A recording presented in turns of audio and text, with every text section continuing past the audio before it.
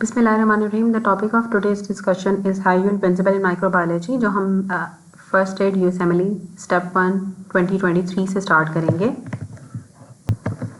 अब माइक्रोबायोलॉजी में सबसे पहले आपने बेसिक बैक्टीरियोलॉजी के बारे में हम पढ़ते हैं। बैक्टीरिया के स्ट्रक्चर्स के बारे में पढ़ेंगे। बैक्टीरिया के अपेंडेजेस के अंदर फ्लैजेलम आता है या फिर उसका पाइलस या फिम्ब्रिया होते हैं। जो फ्लैजेलम होता है वो प्रोटीन से मिलकर बना हुआ होता है और ये आपकी मोटिलिटी प्रोवाइड करता है। जो पाइलस और फिम्ब्रिया होते हैं वो ग्लाइकोप्रोटीन से मिलकर बने हुए होते हैं और इससे बैक्टीरिया सेल की सरफेस के साथ एडहेयर करता है। जो सेक्स पाइलस होता है वो आपको कॉन्जुगेशन में हेल्प करता है। उसके बाद जो स्पेशलाइज स्ट्रक्चर्स होते हैं उसमें आपके स्पोर्स आते हैं जो कैराटिन की तरह का उनके ऊपर कोट होता है। डीपी क्लोनिक एसिड होता है, पेप्टाइडोग्लाइकन्स होते हैं और डीएनए होता है। जो ग्राम पॉजिटिव बैक्टीरियाज होते हैं वो सिर्फ स्पोर फॉर्मिंग होंगे। सिर्फ ग्राम पॉजिटिव बैक्टीरिया स्पोर बनाते हैं। सर्वाइवल इनका कैसे होता है? क्योंकि ये डिहाइड्रेशन को रेजिस्ट करते हैं, हीट को रेजिस्ट करते हैं और केमिकल्स को भी रेजिस्ट करते हैं। जो स्पोर्स डिहाइड्रेशन से भी रेजिस्टेंट होते हैं, हीट से भी रेजिस्टेंट होते हैं और केमिकल से भी रेजिस्टेंट होते हैं। और स्पोर जो होते हैं केमिकल कंपोजिशन में इनका एक कैराटिन की तरह का कोट होता है, डीपी क्लोनिक एसिड होता है, साथ पेप्टाइडोग्लाइकन्स होते हैं और डीएनए होता है। अब बैक्टीरिया के सेल वॉल के बारे में पढ़ते हैं, जो सेल एनवेलप के बारे में पढ़ते हैं। बैक्टीरिया का एक कैप्सूल होता है जिसमें हमें डिस्क्रीट लेयर होती है जिसमें पॉलीसेक्राइड्स होते हैं। पॉलीसेक्राइड का कैप्सूल बना हुआ होता है और ये फेगोसाइटोसिस के अगेंस्ट प्रोटेक्ट करता है बैक्टीरिया को। बैक्टीरिया की फेगोसाइटोसिस नहीं होने देता है कैप्सूल, और पॉलीसेक्राइड्स का मिलके बना हुआ होता है। फिर आपकी स्लाइम लेयर आती है जो कि लूज नेटवर्क होता है पॉलीसेक्राइड्स का। जो कैप्सूल होता है वो डिस्क्रीट लेयर होती है और जो स्लाइम लेयर होती है वो लूज नेटवर्क होता है पॉलीसेक्राइड्स का। इससे बैक्टीरिया सरफेसेस के ऊपर एडहेयर कर जाता है और एक बायोफिल्म फॉर्मेशन करने में हेल्प करती है।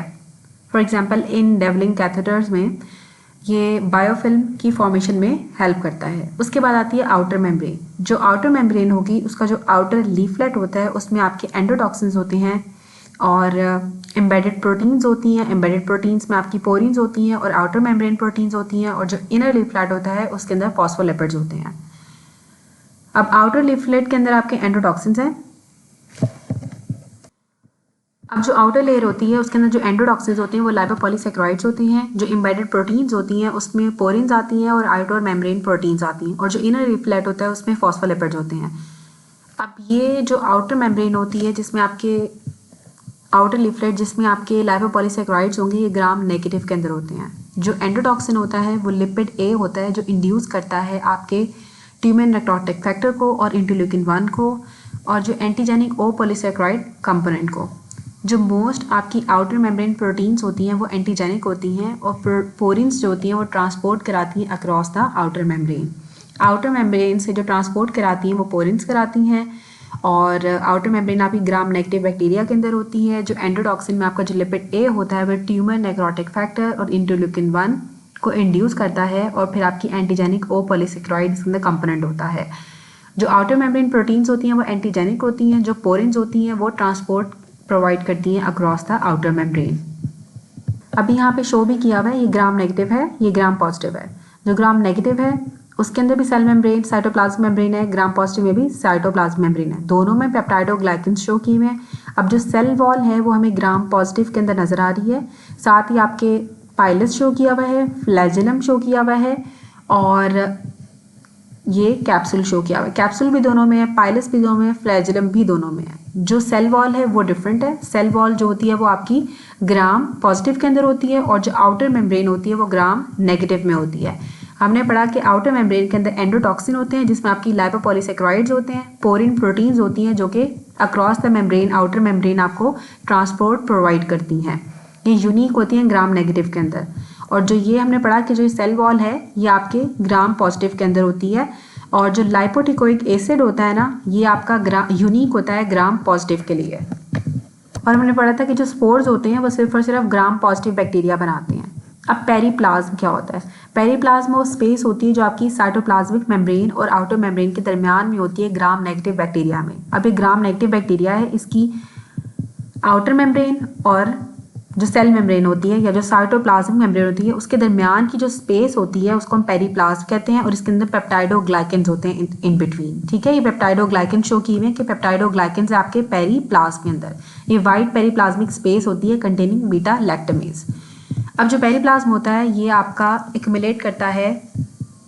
अब इसके अंदर क्या होती है आपकी हाइड्रोलिटिक एंजाइम्स होती हैं, बीटा लैक्टमेजेस होती हैं पेरीप्लाज्म के अंदर। ग्राम नेगेटिव बैक्टीरियाज के पेरीप्लाज्म के अंदर बीटा लैक्टमेज हाइड्रोलिटिक एंजाइम्स होती हैं। पेरीप्लाज्म वो स्पेस होती है जो आउटर मेम्ब्रेन और साइटोप्लाज्म मेम्ब्रेन के दरमियान में होती है। इसमें मेनली आपके पेप्टाइडोग्लाइकेंस होते हैं। अब जो सेल वॉल होती है, पेप्टाइडोग्लाइकेंस की एक शुगर बैकबोन होगी सेल वॉल में with the peptide side chains cross link by ट्रांसपेप्टाइडेज। ट्रांसपेप्टाइडेज के थ्रू आपकी जो पेप्टाइडोग्लाइकेंस की जो बैकबोन है वो आपस में क्रॉस लिंक हुई भी होती है ट्रांसपेप्टाइडेज। पेप्टाइड चेन्स, पेप्टाइडोग्लाइकेंस एक शुगर बैकबोन होती है जिसमें आपकी जो पेप्टाइड चेन्स होंगी वो आपस में क्रॉस लिंक हुई भी होती है ट्रांसपेप्टाइडेज से। ये नेट की तरह का स्ट्रक्चर होगा जो कि रिजिड सपोर्ट प्रोवाइड करता है, प्रोटेक्ट करता है ऑस्मोटिक प्रेशर डैमेज के अगेंस्ट। उसके बाद आती है आपकी साइटोप्लाज्मिक मेम्ब्रेन। साइटोप्लाज्मिक मेम्ब्रेन आपकी फॉस्फोलिपिड बाय लेयर सैक होता है जो कि एम्बेडेड होता है प्रोटीन्स के साथ। उसमें एम्बेडेड प्रोटीन्स होंगी और साथ और एंजाइम्स भी होती हैं। जो एम्बेडेड प्रोटीन्स होती हैं वो पेनिसिलिन बाइंडिंग प्रोटीन्स होती हैं साइटोप्लाज्मिक मेम्ब्रेन में। जो लाइपोटिकोइक एसिड होते हैं वो ग्राम पॉजिटिव के अंदर होते हैं जो एक्सटेंड करते हैं आपकी मेम्ब्रेन से आउटर सरफेस तक। लाइपोटिकोइक एसिड सिर्फ और सिर्फ ग्राम पॉजिटिव बैक्टीरिया के अंदर होता है जो उसकी मेम्ब्रेन से आउटर सरफेस तक जाता है। अब जो सेल मेम्ब्रेन साइटोप्लाज्म मेम्ब्रेन होती है यहाँ पे आपकी ऑक्सीडेटिव और ट्रांसपोर्ट एंजाइम्स की साइट होती है। यहाँ पे protein penicillin binding proteins involve होती हैं सेल वॉल की सिंथेसिस के अंदर। लाइपोटिकोइक एसिड की वजह से आपका ट्यूमर नेक्रोटिक फैक्टर अल्फा और इंटरल्यूकिन 1 इंड्यूस होता है।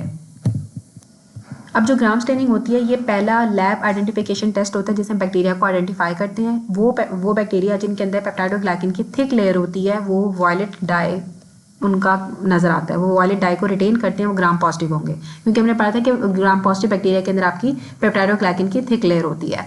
अब जो ग्राम नेगेटिव बैक्टीरिया हैं उनके अंदर जो पेप्टाइडोग्लाइकेन की जो लेयर होती है वो थिन होती है, तो इसलिए उनको वो वायलेट डाई को रिटेन नहीं करते हैं और हमें रेड या पिंक कलर के नजर आते हैं। अब एक ग्राम नेगेटिव का निमोनिक दिया हुआ है कि these little microbes may unfortunately lack real colour but are everywhere. These में आ जाएगा ट्रेपनोमा, ठीक है, टी से आ जाएगा Treponema, Leptospira, Mycobacteria, Mycoplasma, Ureaplasma, Legionella, Rickettsia, Chlamydia, Bartonella, Anaplasma, रिलीशिया।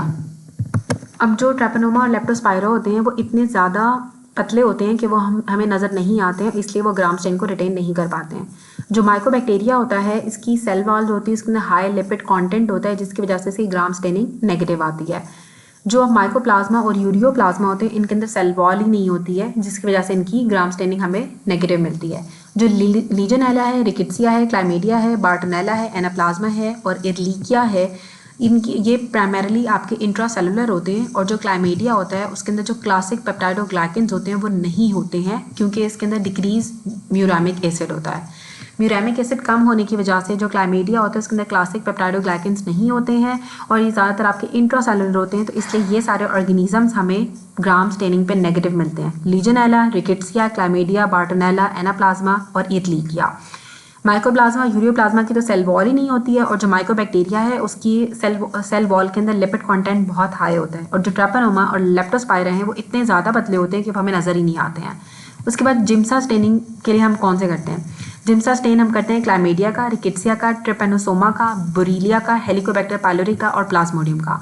इसका निमोनिक दिया हुआ है clumsy rig tripped on a borrowed helicopter plastered in gems. Chlamydia, Rickettsia, Trypanosomes, Borrelia, Helicobacter pylori, H pylori and Plasmodium, ये हम Giemsa staining करते हैं। और जो पीरियोडिक एसिड शिफ्ट स्टेन करते हैं ये स्टेन करता है ग्लाइकोजन को, म्यूकोपॉलीसैकेराइड्स को। इसे हम विपल्स डिजीज़ या ट्रेपनोमा विपल को डायग्नोस करने के लिए हम यूज़ करते हैं। और जो पीरियोडिक एसिड शिफ्ट स्टेन होता है, जो पास स्टेन होता है, ये आपके ग्लाइकोजन को स्टेन करता है और म्यूकोपॉलीसैकेराइड्स को स्टेन करता है। ये ट्रेपनोमा पेपिलाए में हम यूज़ करते हैं विपल्स डिजीज़ को डायग्नोस करने के लिए। अब आती है ज़ील नेल्सन स्टेनिंग या कार्बोल फ्यूशन। ये एसिड फास्ट बैक्टीरिया जैसे कि माइकोबैक्टीरिया के लिए करते हैं, नोकार्डिया के लिए करेंगे। ये स्टेन करता है माइकोलिक एसिड को सेल वॉल में, और प्रोटोजोआस के अंदर क्रिप्टोस्पोरिडियम और ओसिस्ट के लिए भी हम जेडन स्टेनिंग करते हैं। जेडन स्टेनिंग हम करते हैं एसिड फास्ट बैक्टीरिया के लिए जिसमें माइकोबैक्टीरिया आता है, नोकार्डिया के लिए करते हैं क्योंकि ये माइकोलिक एसिड को स्टेन करता है जो सेल वॉल के अंदर होता है। प्रोटोजोआ के अंदर क्रिप्टोस्पोरिडियम की ओसिस्ट के लिए हम जेडन स्टेनिंग करते हैं। अब जो ऑरामीन रोडामीन स्टेन होता है वो ज़्यादा ऑफन यूज़ किया जाता है स्क्रीनिंग के लिए, इनएक्सपेंसिव होता है और मोर सेंसिटिव होता है। ऑरामीन रोडामीन स्टेन को ज़्यादा यूज़ किया जाता है स्क्रीनिंग के लिए क्योंकि एक तो एक्सपेंसिव नहीं है और ज़्यादा सेंसिटिव होता है। उसके बाद जो इंडियन इंक स्टेन होता है इसे हम क्रिप्टोस्पोरिडियम नियोफॉर्मेंस के लिए यूज़ करते हैं। Mucicarmine can also be use to stain thick polysaccharide capsule red.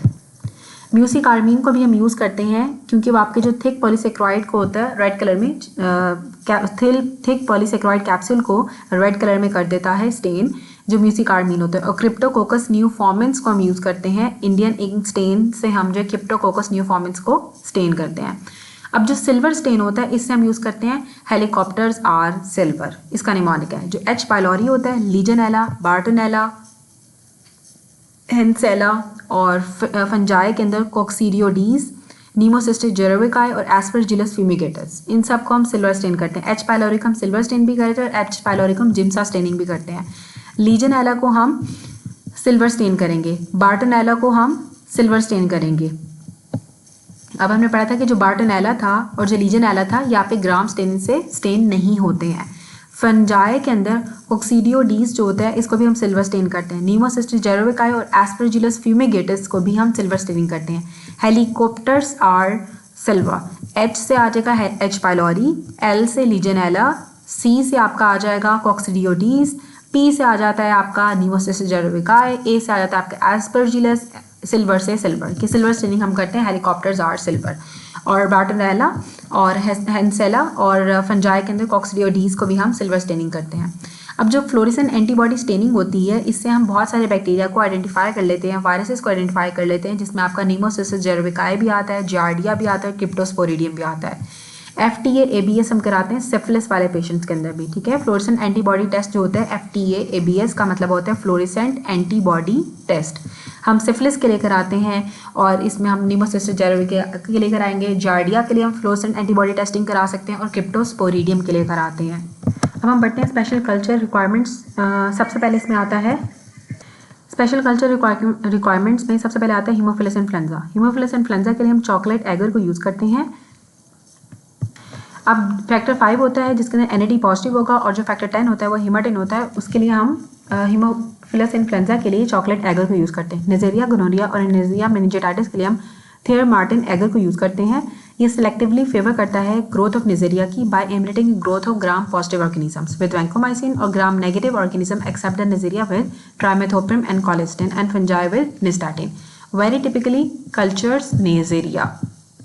अब ये क्या करता है आपके सिर्फ सिलेक्टिवली जो है नेजेरिया की ही ग्रोथ कराता है और बाकी जो ग्राम पॉजिटिव ऑर्गेनिज्म होते हैं उनकी ग्रोथ को इनहिबिट कर देता है वैंकोमाइसिन से, और जो ग्राम नेगेटिव ऑर्गेनिज्म होते हैं एक्सेप्ट नेजेरिया उनको ट्राइमेथोप्रिम से उनकी ग्रोथ को और कोलेस्टिन से उनकी ग्रोथ को रोक देगा, और साथ आपके फंजाई की भी निस्टैटिन से ग्रोथ को रोक देता है। तो सिर्फ और सिर्फ जो थियर मार्टिन एगर होते हैं इसमें आपके सिर्फ नेजेरिया की ग्रोथ होती है। नेजेरिया गोनोरिया के लिए भी और नेजेरिया मेनिंजाइटिस के लिए भी हम थियर मार्टिन एगर को यूज़ करते हैं। उसके बाद आता है बॉर्डेटेला पर्टुसिस। बॉर्डेटेला पर्टुसिस के लिए हम बॉर्डेड जिंगू एगर को या फिर बॉर्डेड फॉर बॉर्डेटेला को हम यूज़ करते हैं और रीगन लोवी मीडियम को यूज़ करते हैं। रीगन लोवी मीडियम को यूज़ करेंगे या फिर बॉर्डेड जेंगू एगर को यूज़ करते हैं। बॉर्डेड जेंगू एगर के अंदर आपका पोटैटो एक्सट्रैक्ट होता है और जो रीगन लोवी मीडियम होता है इसमें चारकोल, ब्लड और एंटीबायोटिक होते हैं। उसके बाद क्लॉस्ट्रीडियम डिप्थीरिया के लिए हम टिलोराइड एगर को या फिर लॉफलर्स मीडियम को यूज़ करते हैं क्लॉस्ट्रीडियम डिप्थीरिया के लिए। माइकोबैक्टीरियम ट्यूबरक्लोसिस के लिए लोवेंस्टीन जिन्सन मीडियम को यूज़ करते हैं या फिर मिडिल ब्रूक मीडियम को यूज़ करेंगे या फिर रैपिड ऑटोमेटेड ब्रॉथ कल्चर्स हम यूज़ करते हैं। Lowenstein Jensen medium, Middlebrook medium, rapid automated broth cultures. Mycobacterium pneumoniae के लिए हम ईथन्स एगर को यूज़ करते हैं जिसके लिए हमें कोलेस्ट्रॉल की ज़रूरत होती है, रिक्वायर करता है कोलेस्ट्रॉल को। जो लैक्टोज फर्मेंटिंग एंटेरिक्स होते हैं उसके लिए मैकनीज एगर को हम यूज़ करते हैं। फर्मेंटेशन से आपका एसिड प्रोड्यूस होता है जिसकी वजह से कॉलोनीज जो होती हैं वो पिंक कलर की हो जाती हैं, तो मैकनीज एगर को हम यूज़ करते हैं लैक्टोज फर्मेंटिंग एंटेरिक्स के लिए। फर्मेंटेशन से एसिड प्रोड्यूस होता है और कॉलोनीज आपकी पिंक कलर की हो जाती हैं। एस्क्रीशिया कोलाई के लिए हम eosin methylene blue EMB agar को यूज़ करते हैं जिसके साथ जो कॉलोनीज होती हैं उनका ग्रीन मेटालिक शीन आती है। ब्रूसेला, फ्रेंसिशेला, लीजनेला और पास्चरेला के लिए charcoal, yeast extract, agar buffer करते हैं सिस्टीन और आयरन के साथ। जो एला सिबलिंग्स होते हैं जिसमें आपका Bruce, Francis, a legionnaire and the Pasteur build the Sistine Chapel out of the charcoal and iron. ये इसका निमोनिक दिया हुआ है कि जितने भी आपके एला वाले हैं ना, ब्रूस एला हो गया, फ्रांसिस एला हो गया, लीजन एला हो गया, पास्चर एला हो गया, इनके लिए हम चारकोल, यीस्ट, एगर यूज़ करते हैं जो कि बफर हुआ होता है सिस्टीन से और आयरन से। फंजाई के लिए हम सेबरॉड्स एगर को यूज़ करते हैं। ठीक है, फंजाई के लिए हम सेबरॉड्स एगर को यूज़ करेंगे। ब्रूसेला, फ्रांसेला, लीजनेला, पास्चरेला के लिए हम चारकोल, यीस्ट एक्सट्रैक्ट एगर को यूज़ करते हैं जिसको बफर किया हुआ होता है सिस्टीन और आयरन के साथ। एस्क्रीशिया कोलाई के लिए हम इयोसिन, मिथाइलिन, ब्लू एगर को यूज़ किया जाता है। लैक्टोज फर्मेंटिंग एंटेरिक्स के लिए मैकनीज एगर को यूज़ किया जाता है। माइकोबैक्टीरियम नमूनिया के लिए ईटर्न्स एगर को यूज़ किया जाता है। माइकोबैक्टीरियम ट्यूबरक्लोसिस के अंदर आप लोवेंस्टीन जेंसन मीडियम को यूज़ करते हैं या मिडिल ब्रूक मीडियम को या फिर रैपिड ऑटोमेटेड ब्रॉथ कल्चर्स को यूज़ करते हैं। क्लॉस्ट्रीडियम डिप्थेरिया के लिए हम टिलोराइट एगर को या फिर लॉफलर्स मीडियम को यूज़ करते हैं। बोर्डेटेला पर्टिस के लिए बोर्डेटेला जेनगू एगर या फिर बॉर्डेट को हम यूज़ करते हैं बोर्डेटेला के लिए। बोर्डेटेला जेनगू एगर या फिर रीगन लॉबी मीडियम को यूज़ करते हैं। बोर्डेटेला जेनगू एगर के अंदर आपका पोटैटो एक्सट्रैक्ट होता है और रीगन स्लोवी मीडियम के अंदर आपके चारकोल, ब्लड और एंटीबायोटिक होंगी। नेजेरिया गोनोरिया, नेजेरिया मेनिंजाइटिस के लिए हम थियर मार्टिन एगर को यूज़ करते हैं जो कि सिलेक्टिवली फेवर करता है नेजेरिया की ग्रोथ को और इनहिबिट करता है ग्राम पॉजिटिव ऑर्गेनिज्म की ग्रोथ को वैंकोमाइसिन से। ग्राम नेगेटिव की ग्रोथ एक्सेप्ट नेजेरिया को इनहिबिट करता है ट्राइमेथ्रोपिन और कोलिस्टिन से और फंजाई की निस्टाटिन से। जो चॉकलेट एगर होता है उसको हम हीमोफिलस इन्फ्लुएंजा के लिए यूज़ करते हैं। इसके अंदर फैक्टर 5 जो होता है वो NAD पॉजिटिव होगा और जो फैक्टर 10 होता है उसके अंदर हीमाटिन होती है। अब एनारोब्स के अंदर आपके क्लॉस्ट्रीडियम आता है, बैक्टीरियोइडीज आता है, फ्यूजोबैक्टीरियम आता है और एक्टिनोमाइसिस इसराइली आते हैं। इनके ये लैक करते हैं कैटलेस को और सुपर एक्साइड डिस्म्यूटेज को, इसलिए ससेप्टेबल होते हैं ऑक्सीडेटिव डैमेज के लिए। ऑक्सीडेटिव डैमेज के लिए ससेप्टेबल होते हैं क्योंकि अंदर ये कैटलेस भी नहीं होती है और सुपर ऑक्साइड डिस्म्यूटेज भी नहीं होती है। जो एनारोब्स होते हैं इसमें आपको क्लॉस्ट्रीडियम आता है, बैक्टीरियोइडीज आता है, फ्यूजोबैक्टीरियम आता है, एक्टिनोमाइसिस इसराइली आता है। जनरली आपके एनारोब्स फाउल स्मेलिंग होते हैं, इनके अंदर शॉर्ट चेन फैटी एसिड्स होते हैं, इनको कल्चर करना डिफिकल्ट होता है और ये टिश्यूज़ के अंदर गैस को प्रोड्यूस करते हैं, कार्बन डाइऑक्साइड और हाइड्रोजन गैस को टिश्यूज़ में प्रोड्यूस करते हैं। अब जो एनारोब्स होते हैं ना वो नॉर्मल माइक्रोबायोटा के अंदर होते हैं आपके GIT ट्रैक के। टिपिकल बाकी कहीं भी अगर एनारोब्स होंगे तो वो पैथोजेनिक होते हैं, लेकिन GIT ट्रैक के नॉर्मल माइक्रोबायोम के अंदर आपके एनारोब्स होते हैं। अमाइनो ग्लाइकोसाइड्स इनइफेक्टिव होती है एनारोब्स के लिए बिकॉज ये एंटीबायोटिक्स के लिए ऑक्सीजन चाहिए होती है to enter into the bacterial cell. इनको ऑक्सीजन की ज़रूरत होती है कि बैक्टीरियल सेल के अंदर एंटर होने के लिए। अब जो एनारोब्स के अंदर क्योंकि वो ऑक्सीजन को यूज़ नहीं करते एनारोब्स, तो इसलिए अमाइनो ग्लाइकोसाइड्स आपकी इनइफेक्टिव होती हैं एनारोब्स के लिए। अब आते हैं फैकल्टेटिव एनारोब्स। जो फैकल्टेटिव एनारोब्स होते हैं वो ऑक्सीजन को यूज़ करते हैं as terminal electron acceptor ATP को जनरेट करने के लिए, लेकिन फर्मेंटेशन को भी यूज़ करते हैं और ऑक्सीजन इंडिपेंडेंट पाथवे भी इसमें होता है। जो फैकल्टेटिव एनारोब्स होते हैं वो ऑक्सीजन को भी यूज़ करते हैं टर्मिनल इलेक्ट्रॉन एक्सेप्टर के तौर पे ATP को प्रोड्यूस करने के लिए, लेकिन ये फर्मेंटेशन भी करते हैं और ऑक्सीजन इंडिपेंडेंट पाथवेज भी होते हैं। फैकल्टेटिव एनारोब्स के अंदर आपका स्ट्रेप्टोकोकाई, स्टैफिलोकोकाई और एंटेरिक ग्राम नेगेटिव बैक्टीरियाज आते हैं। अब आते हैं इंट्रासेलुलर बैक्टीरिया। इंट्रासेलुलर बैक्टीरिया जो सेल्स के अंदर होते हैं, इसमें आपके ऑब्लिगेट इंट्रासेलुलर होते हैं और एक फैकल्टेटिव इंट्रासेलुलर होते हैं। ऑब्लिगेट इंट्रासेलुलर के अंदर आपके रिकेट्सिया आता है, क्लाइमेडिया आता है, कॉक्शाला आता है, जो कि सिर्फ और सिर्फ होस्ट की ही ATP के ऊपर डिपेंड करते हैं। ये सेल के अंदर ही रहते हैं। इसका निमोनिक दिया हुआ है रेली चिली कोल्ड। ठीक है, तो RCC से आपने याद रखना है रिकेट्सिया, क्लाइमेडिया और कॉक्सेला, ये आपके ऑब्लिगेट इंट्रासेलुलर पैरासाइट से ऑब्लिगेट इंट्रासेलुलर बैक्टीरिया होते हैं जो होस्ट की ही ATP को यूज़ करेंगे। उसके बाद फैकल्टेटिव इंट्रासेलुलर होते हैं जिसमें आपका साल्मोनेला आता है, निजेरिया आता है, ब्रूसेला आता है, माइकोबैक्टीरियम आता है, लिस्टेरिया आता है, फ्रांसेला आता है, फ्रांसिसेला आता है, लीजनेला आता है और यर्सीनिया पेस्टिस आते हैं। ये फैकल्टेटिव फैकल्टेटिव इंट्रासेलुलर बैक्टीरिया हैं। उसके बाद आता है एनकैप्सुलेटेड बैक्टीरिया। अब जो एनकैप्सुलेटेड बैक्टीरिया की इस एग्जाम्पल में आता है Pseudomonas aeruginosa, Streptococcus pneumoniae, Haemophilus influenzae type B, Neisseria meningitidis, Escherichia coli, Salmonella, Klebsiella, pneumoniae, group B streptococci. इनके जो कैप्सूल होते हैं वो as a anti phagocytic virulence factor के तौर पे काम करते हैं। हमने पहले भी पढ़ा कि जो कैप्सूल होता है वो फेगोसाइटोसिस से प्रिवेंट करता है बैक्टीरिया को, तो एंटी फेगोसाइटिक विरुलेंस फैक्टर के तौर पे काम करते हैं इन कैप्सुलेटेड बैक्टीरिया के।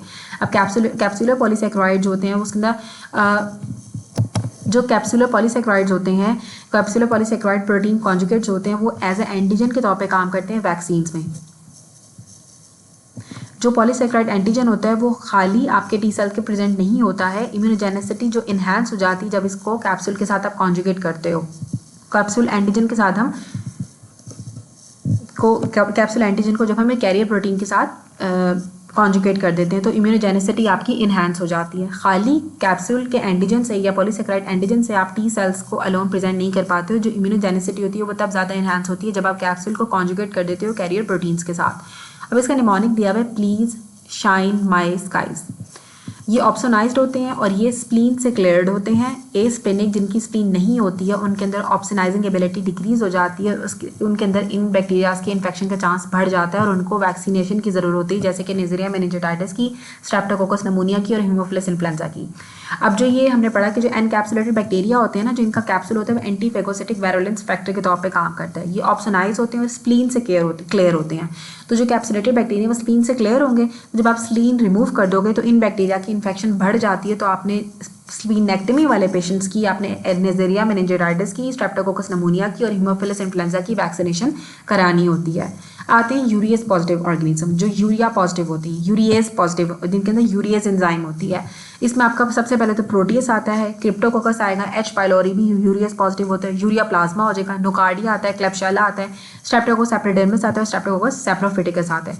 Urease hydrolyses urea to release ammonia and carbon dioxide और पीएच को ज़्यादा कर देती है। अब यूरियस एंजाइम है, यूरियस एंजाइम को प्रोड्यूस करेंगे तो ये क्या करते हैं, आपके यूरिया को हाइड्रोलाइज करके उसमें से अमोनिया और कार्बन डाइऑक्साइड में डिवाइड कर देते हैं। तो जब अब कार्बन डाइऑक्साइड ज़्यादा होगी तो उसके साथ आपकी पीएच ज़्यादा हो जाती है।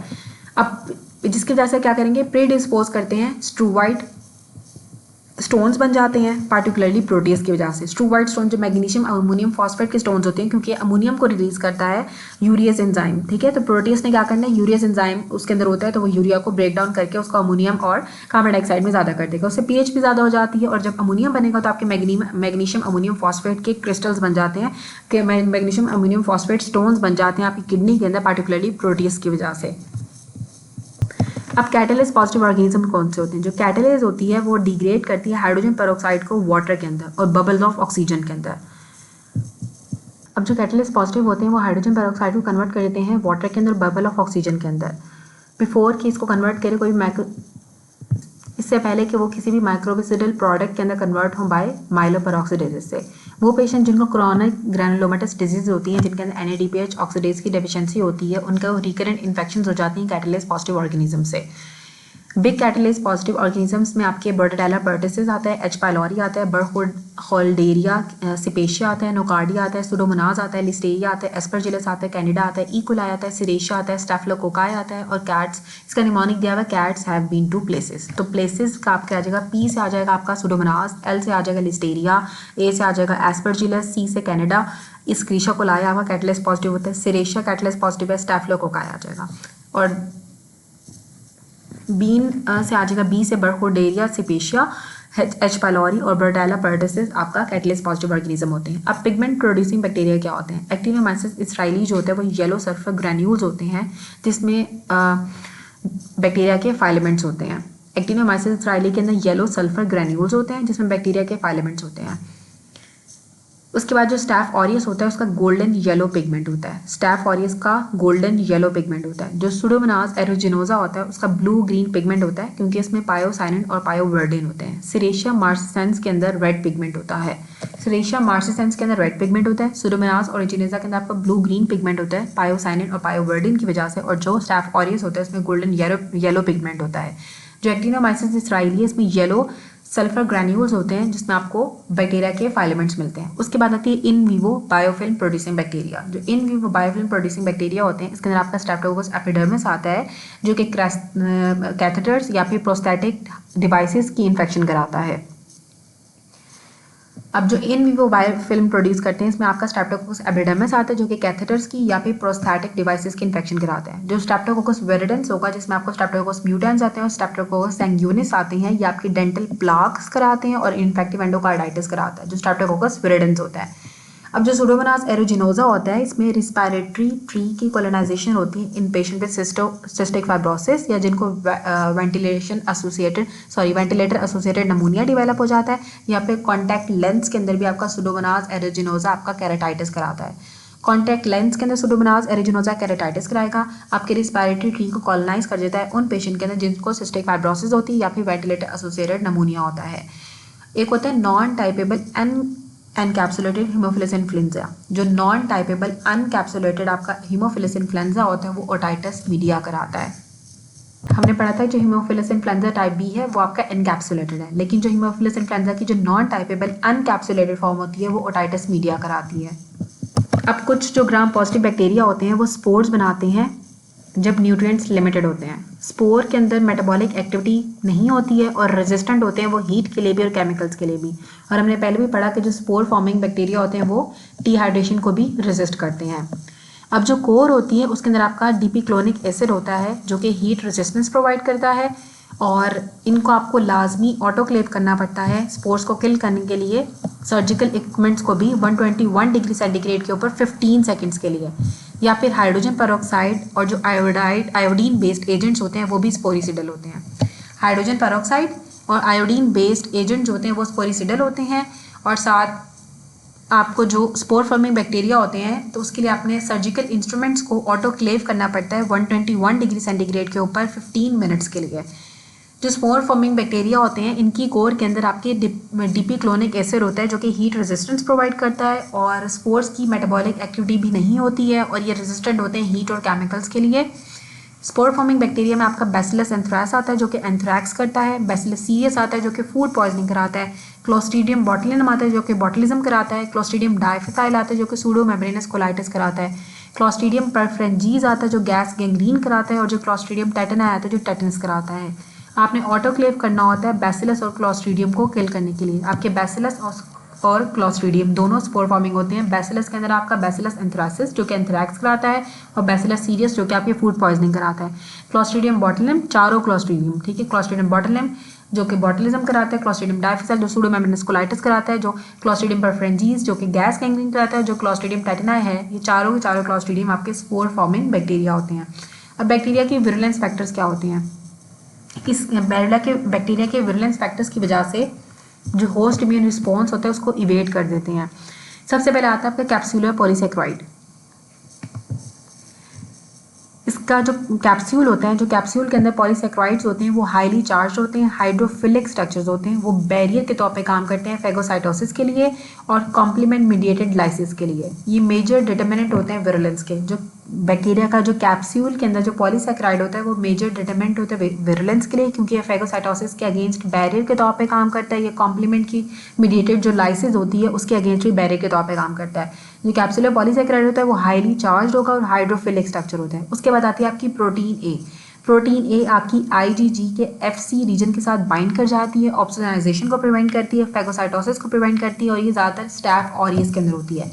प्रोटीन ए है तो स्टैफ ऑरियस के अंदर होगी जो कि फेगोसाइटोसिस को प्रिवेंट करती है, ऑप्सोनाइजेशन को प्रिवेंट करती है क्योंकि आईजीजी के एफसी सेगमेंट के साथ ये बाइंड कर जाती है। उसके बाद आती है आईजीए प्रोटीएज। जो आईजीए प्रोटीएज होती है एंजाइम आईजीए को क्लीव कर देती है जिसकी वजह से बैक्टीरिया एडहेयर करता है, कॉलोनाइज करता है आपकी म्यूकस मेम्ब्रेन्स पे।